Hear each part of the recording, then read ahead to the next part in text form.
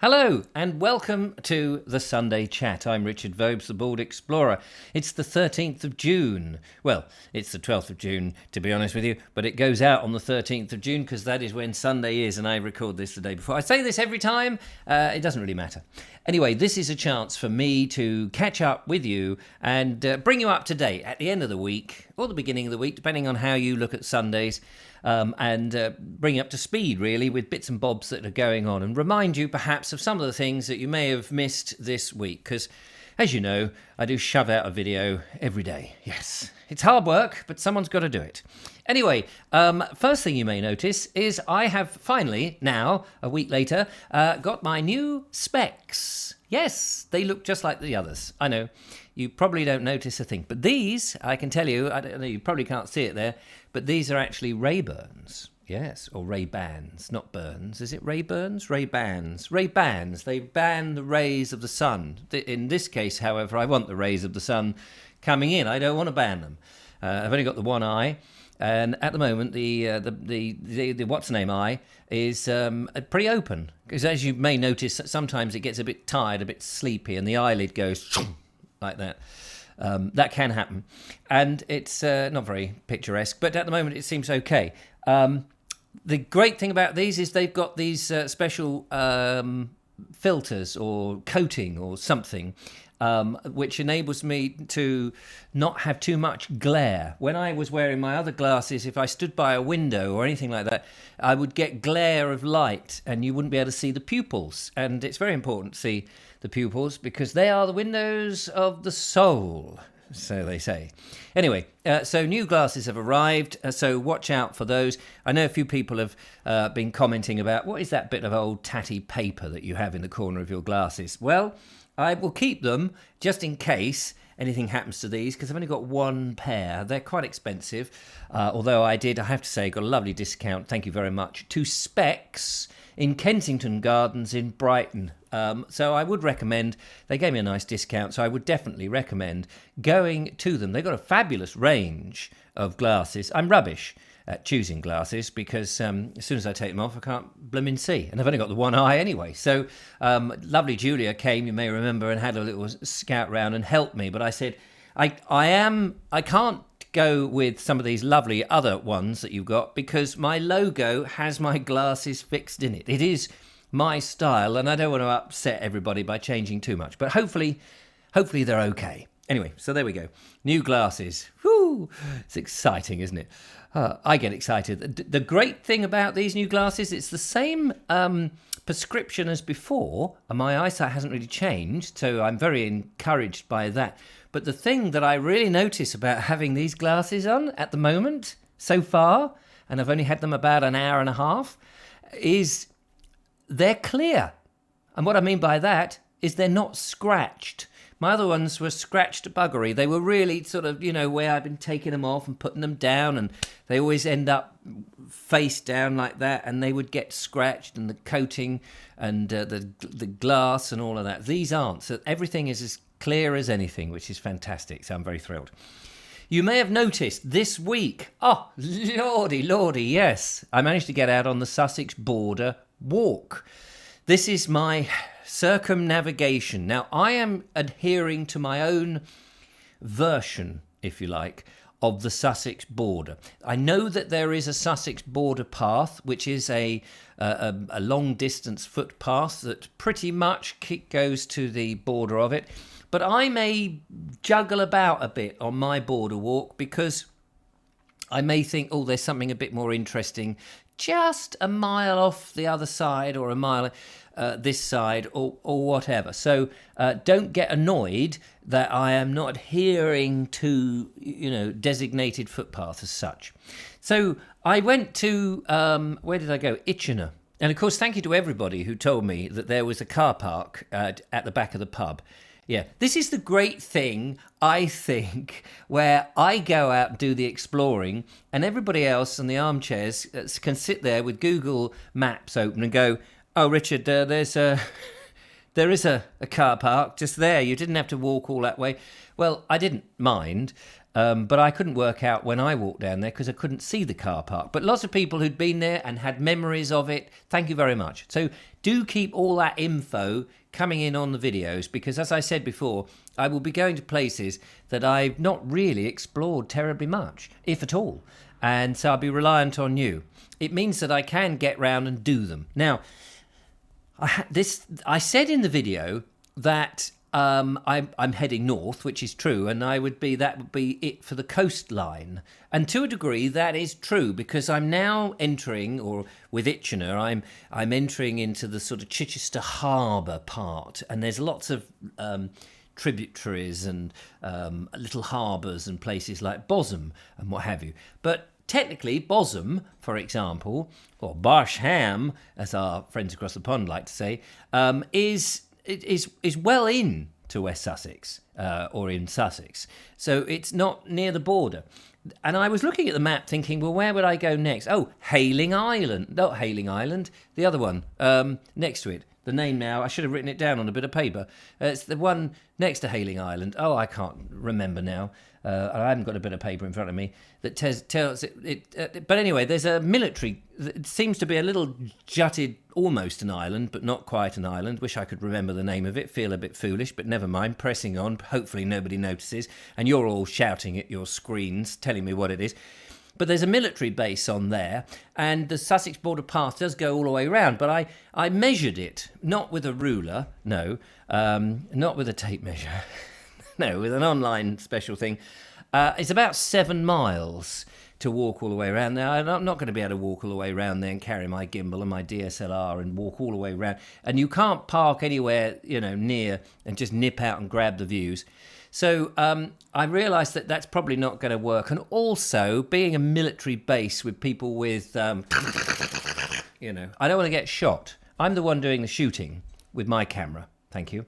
So what I've got to do is I thought I'll get as close to where I can. And there's a place on another little spurty bit that sticks out, technical term there, called Chidham. I did write that bit down. Thoughtful of me, wasn't it? Chidham.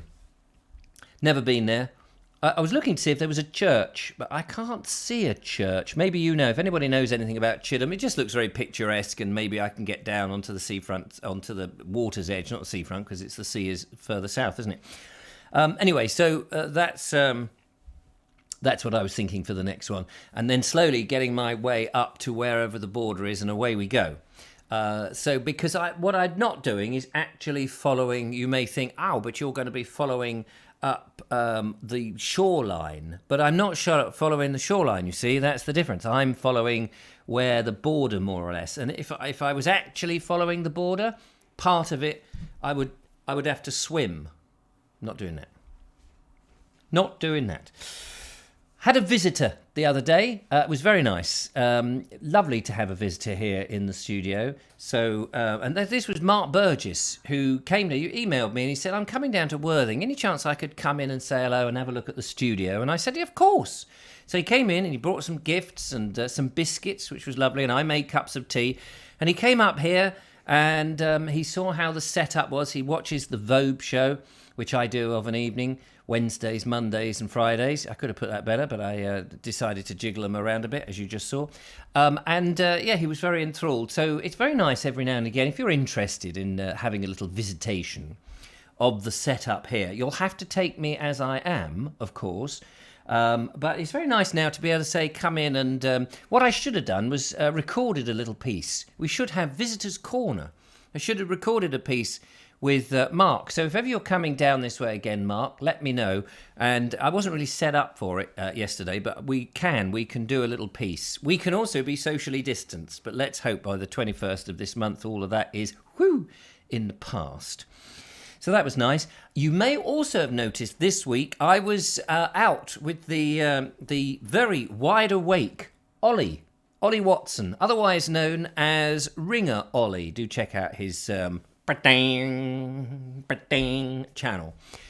Very nice chap, and everybody seems to enjoy the banter and the nonsense that we get up to. We do try to do something reasonably serious, but at the same time, It's not my fault. He sat up all night on the flight simulator before we went to video. That's nothing to do with me, mate. But we have a little bit of a laugh, and that's quite nice. So I said to Ollie, I said, would you be prepared to do another one? He said, oh, not half, he said, in his Cockney accent that he doesn't really have. He said, yes, no, I'd love to. So I said, well, maybe we should do them like once a fortnight, something like not every other day. Getting slightly worried that too many people like you. That's the thing. Too many people. They're not going to tune into me anymore. It'll just be the Ollie show. Get rid of that Vobes and it'll be all right. Yeah, I know how it works. But I said once a fortnight. Wouldn't that be a laugh? And he said, yeah, that would be quite funny. So I just want to be a bit... I don't want to... the thing that I'm slightly worried about is I don't want to make jokes at the churches that we visit, because the churches are very holy places. People have different ways of interpreting them and some people carry the faith and some people don't. I'm fascinated by the architecture of the church. I'm also fascinated by the fact that they are heritage buildings that people have over years, absolute 100% faith in their God. And the whole process of it, yet some people didn't, and it's where the old marriages, births, and deaths were carried out, and all of that. So they're integral to the history, churches, whether you're religious or not. So I want to be fairly respectful, but actually quite like the nonsense and the banter that Ollie and I get up to. People seem to like it. The comments come in that they find it a bit of a breath of fresh air. So I like a little bit of humour. You may have noticed, and it may not, of course. So that's that. I've also been asked quite a few times over the last few years, because I wander around looking at the landscape, and because every now and again I'll make my own observations and I'll make it known how what's the word? I'm looking for a word here.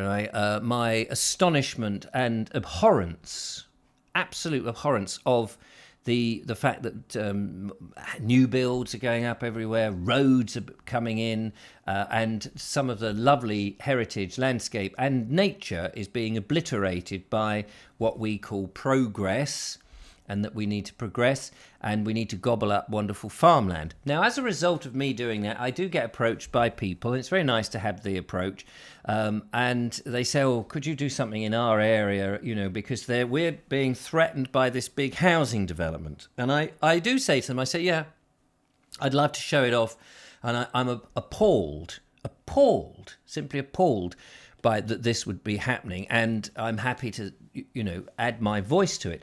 But what I don't want the Bald Explorer to turn out to be are protest videos, because I think it turns people off. I try to I'm full of my own ideas and my own opinions, and people can disagree with me, as we all disagree with everybody else, and we can still remain friends. But what I don't, I'm sometimes in the Bald Explorer, or even in the Vobe show, and even in the Naked Englishman podcast, I can get a little bit, shall we say, one-sided and go down a rabbit hole and have a bit of a political thing, a rant or something. I try to keep the Bald Explorer, however, fairly even-keeled. So although I'm happy to show what might be happening, I don't want to make protest videos as such, because, as I say, I think some people do get a bit turned off by it, and at the moment I'm trying to be inclusive so that everybody enjoys what I want. But that's not to say that I will definitely register my absolute appall and my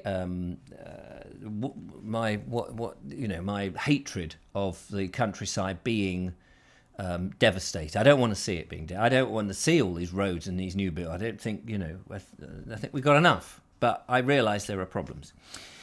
I am heading up to Oxford to interview Trevor Rowley. I think it is Rowley or Rowley, not quite sure.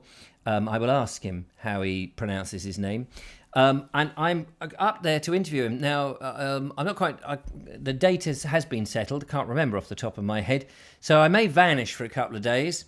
But don't panic. I'll be there and back in no time. But I'm interviewing him about heritage, landscape and nature, and about how much has been built in the last 100 years. He wrote this fantastic book, The Landscape of the 20th Century, or The English Landscape of the 20th Century. Be more about that and an interview with him. He's up in Oxfordshire somewhere, and I will go and interview him and then hopefully get a couple of walks in there. I want to spend more time later on exploring all of England. But this is not a flash in the pan thing. I want to be doing this for the next 10, 20 years. So if you'll give me the indulgence of time, I will, get round to these places, but it may take a while.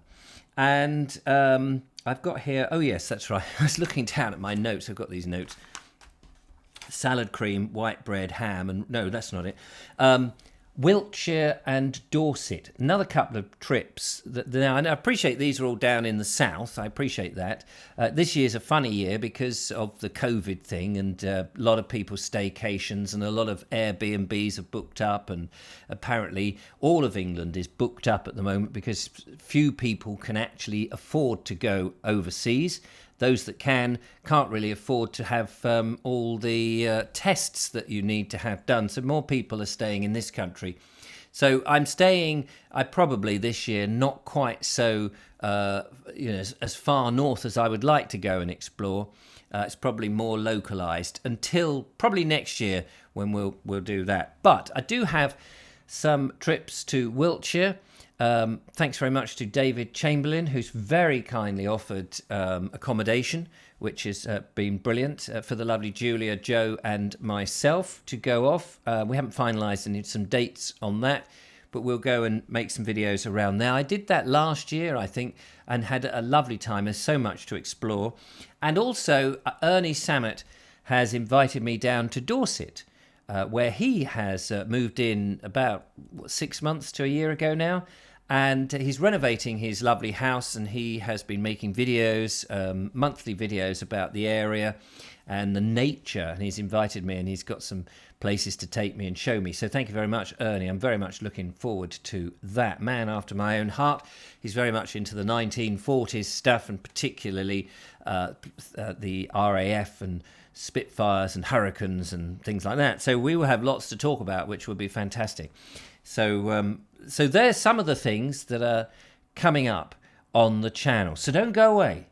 Don't go away. Don't tune in to anybody else. Don't think, oh, hello, he's a bit samey, that bloke.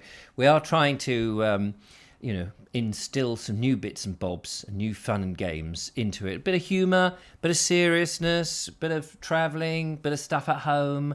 It's a whole, I don't know, whatever, a crock pot.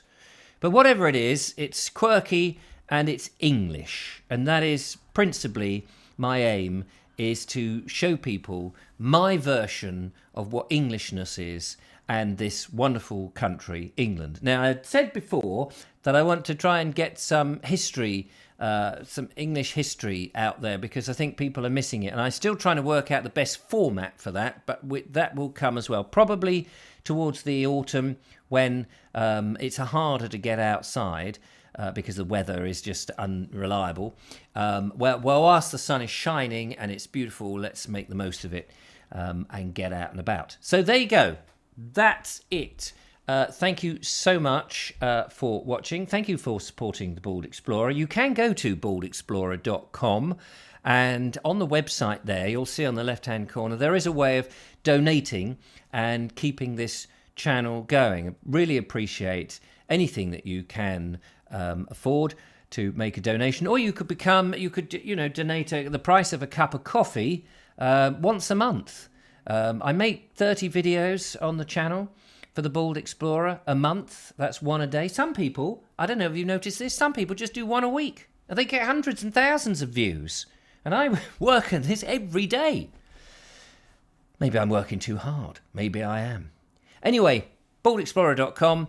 If you want to help me out, that's very kind. But in the meantime, rest assured, I will do my best to make the videos, and I will see you next time. Thank you so much for watching. Take care. Look after yourselves. I'll see you out and about on the next one. All the best. Bye-bye for now. Bye-bye.